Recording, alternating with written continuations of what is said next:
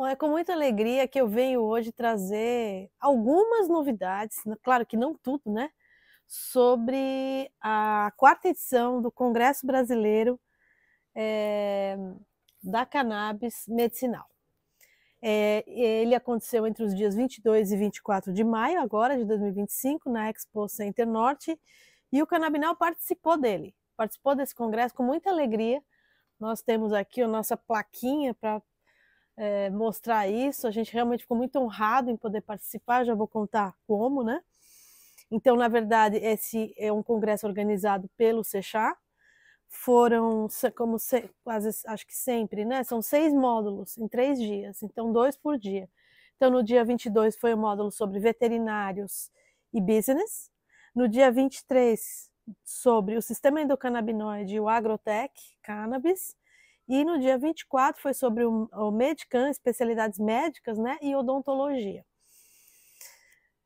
A gente, no Canabinal, a gente participou do módulo de business num painel sobre educação, onde a gente falou sobre o curso, né, da Unifesp, junto com o Move Ricam, do Canabinal, que também é uma iniciativa da Unifesp com o Move Ricam. Enfim, nós falamos lá das nossas atividades de educação. Foi muito, muito bacana.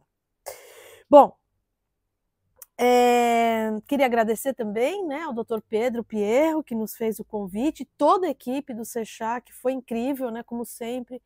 A gente foi sempre muito bem recebido, estava tudo assim, muito bem organizado. A gente realmente é um momento em que a gente pode realmente se alimentar com as novidades científicas, né? Estão lá médicos, estão lá veterinários, dentistas, então é sempre muito, muito importante participar desse congresso, só que nem todos podem participar. Então é por isso que o Canabinal pediu ali autorização para o Dr. Pedro e ele nos autorizou que trouxéssemos algumas novidades. Lógico, não tem como falar tudo, mas alguma coisa, né? Eu consegui participar dos módulos veterinária, sistema endocannabinoide e especialidades médicas, né? Mais assim, recorrentemente. Então, eu vou trazer um pouco sobre isso, algumas só palestras, né? Não vou poder mostrar os slides, porque não consegui pedir autorização para todos os palestrantes, então, uma parte do tempo vai ser eu aqui falando, mas vou tentar trazer alguma coisa aqui ao lado para a gente poder também não ficar essa coisa tão maçante, né? Eu tentei resumir uma frase por palestra, mas eu não consegui, eu não consegui. Então vamos começar pelo dia 22, o dia dos veterinários, né? Então esse ano ele estava diferente, por quê? Porque o ano passado os veterinários ainda não tinham todas, né, não estavam aptos, né, do ponto de vista legal para prescrever os canabinoides, né? E esse ano já estão, né? É uma coisa nova, é uma coisa que muda tudo, né? Ali na hora desse congresso.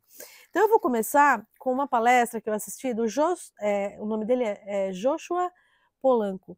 O título da palestra é A Cannabis nos Pacientes Neurológicos. E ele começa falando muito bonitinho sobre a arte de modular o sistema endocannabinoide, né? Então ele fala dos animais de pequeno porte, gato e cão, e de grande porte, os cavalos. Ele fala que dificilmente ele vai tratar, ou qualquer outra pessoa, esses animais apenas com a planta, dentro da terapia integrativa da neurologia. Então ele reforça, ele fala da importância de a gente acessar, agregar outras terapias, não só da cannabis sativa, desses canabinoides, né? Falou também da importância de se tratar de desbiose nesses animais, né? Essa relação, então, do eixo, né? Da questão do intestino, né? Em todos esses processos do sistema endocannabinoide. Falou muito sobre o efeito neuroprotetor da planta. O que é isso? Evitando, né, então, a morte de neurônios. Trouxe vários casos, né, positivos. Um deles é sobre um gato que tinha síndrome de disfunção cognitiva, com desfecho positivo, e o outro um cão com sinomose, que aí, de novo, né, associando a planta à ozonioterapia, teve resultados muito interessantes, né? E aí é muito interessante porque num dos slides dele ele traz todas as evidências que já tem para os efeitos dos fitocannabinoides na veterinária. Então eu vou falar rapidinho aqui, ó. Para além desses que eu falei já, né? Neuroinflamação, imunomodulação, Remielinização, né? Relaxante muscular, modulação do estresse oxidativo, anticonvulsivante, neurogênese, sinaptogênico, ansiolítico, anti-estresse, antidepressivo, anti-isquêmico, vasodilatador, anti-insônia, antimicrobiano e antineoplásico, né? Quer dizer, muito, muito interessante. Depois, uma segunda palestra, que é da doutora Carolina Mariga. O nome da palestra é Uso Tópico de Cannabis em Animais de Companhia, Benefícios e Aplicações. Então, ela fala de pequenos animais, ela fala de várias limitações da aplicação tópica, né, dos canabinoides nesses animais, mas que as formas que se utilizam são, né, então, óleo, creme, pomada, gel, spray, shampoo, transdérmicos e a nanotecnologia. Efeitos, ela fala também dos efeitos anti-inflamatórios, diminuição de prurido, diminuição de citocinas inflamatórias e aumento de citocinas anti-inflamatórias, né, desses produtos. Falou também de imunomodulação, que pode ter uma ação direta via receptores e indireta com outras sinalizações, né? E um dos desafios do uso tópico que ela traz é que esses produtos eles deveriam ser tolerados à sua via oral. Então, por quê? Porque o cachorro, você passa uma pomadinha, ele vai lá e lambe, né?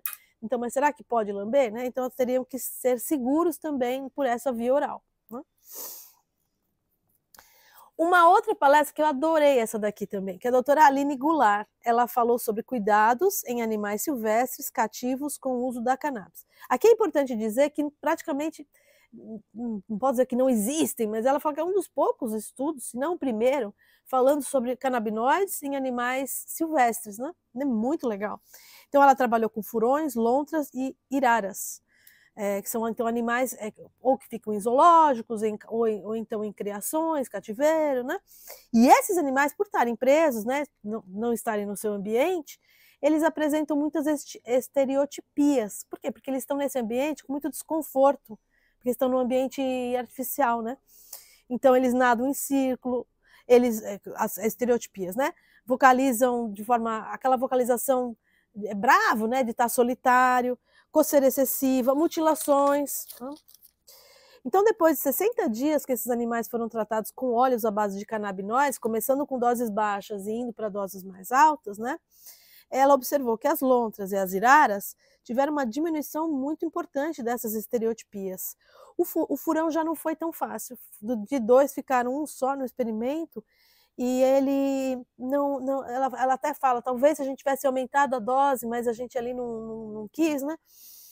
Então, mas é muito interessante, né? Porque traz toda essa complexidade. Bom, eu falei aqui sobre a parte veterinária, mas me aguarde, porque na próxima eu vou falar sobre o sistema endocannabinoide, o módulo do Congresso Brasileiro de Cannabis Medicinal, sobre o sistema endocannabinoide. Vamos dividir aqui para não ficar muito longo e aí não dá, né? Então fica com a gente, porque o próximo vai ser sobre o outro módulo. Até mais!